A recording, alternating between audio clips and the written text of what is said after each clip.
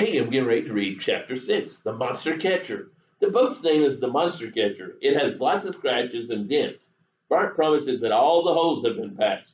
Sam and I sit up front. Dad is in the middle, and Bart works the motor in the back. I unzip my backpack a little and put it on the seat next to me. Peanut has fallen asleep. Baby dinosaurs need lots of rest. Keep your eyes open, Bart says. The river monster likes to hide in the shadows. But we don't see anything except bugs and birds and more bugs. I should have packed a fly swatter. When's the last time you spotted the river dinosaur? Sam asked. She smacks a mosquito. Just yesterday, he was in that cove up ahead. Bart drives the boat slowly toward the spot. We have to be real quiet. I keep my eyes focused on the water. There are no signs of any prehistoric creatures. Look, Bart yells suddenly. Splash! The sound comes from behind tall weeds. I didn't see. Was that the Natho? Sam asks. Sure was, Bart answers. Let's go check it out, Sam says, before it gets away. Can't do that, Bart replies. It's dangerous to go in the monster's territory. Please, I beg, I really need to see it, not just hear it. Surely you could get a little closer, Dad says, if we're careful. Sorry, folks. Bart turns the boat around and Sam stands up. I demand to see the Natho. I'll jump in if I have to. She blows her nose like she's about to go off a diving board. The boat rocks and my stomach feels mushy. You need to sit in the boat, I yell. That's a rule. At least I think it's a rule. Dad reaches for Sam and the boat rocks even more.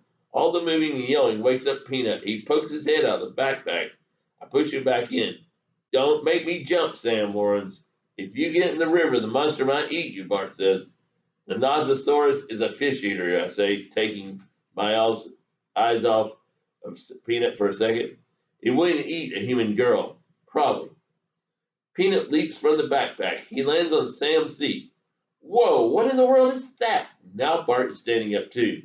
Nothing, I grab Peanut and shove him under the seat. Everyone sit down, Dad holds out his hands for balance. That's the dinosaur, the one from Decal. Bart's eyes are huge, and I worry that they might fall out of his face.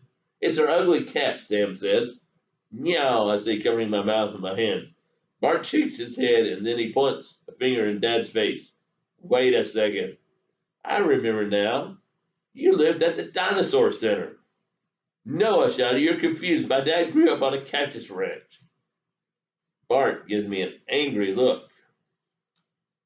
Everyone relax, Dad says, and please sit down. Bart wipes his forehead and takes a seat. Then Dad tells him everything, which I think is a really bad idea. Now that you know all the mud secrets, can you please take us closer to the Natho? I ask. Peanut crawls out from under the bench and sits in my lap. I really can't take you to the monster, Bart says quietly. Why, Dad asks. You'll see. Bart drives the boat around the cove to where he heard the noise. I leaned over the edge of the boat, looking for the creature, but instead of seeing a Natho, I see a brick tied to a lever. The contraption has a long rope that sinks into the water. Bart must have pulled the rope and caused the splash. You tried to trick us, I yell. Sam shakes her head. I'll never trust any grown-ups. Never. Bart mumbles, the river monster is very shy. I've only seen it a few times. What? How do you stay in business? Sam throws her hands in the air. I also offer fishing tours. I always catch a lot of trout. That, I promise you. Bart smiles big like he does in the commercials. When's the last time you saw the Natho? Dad asks. Almost 2 years ago, Bart says. But that might have been a big fish. The best look I've ever got was when we were kids. Dad hangs his head and his shoulders droop. I believe Bart is telling the truth this time. That means the Nothosaurus is probably long gone. And that's the end of chapter 6. We'll read chapter 7 next time. And chapter 7 is called A Seasick Peanut.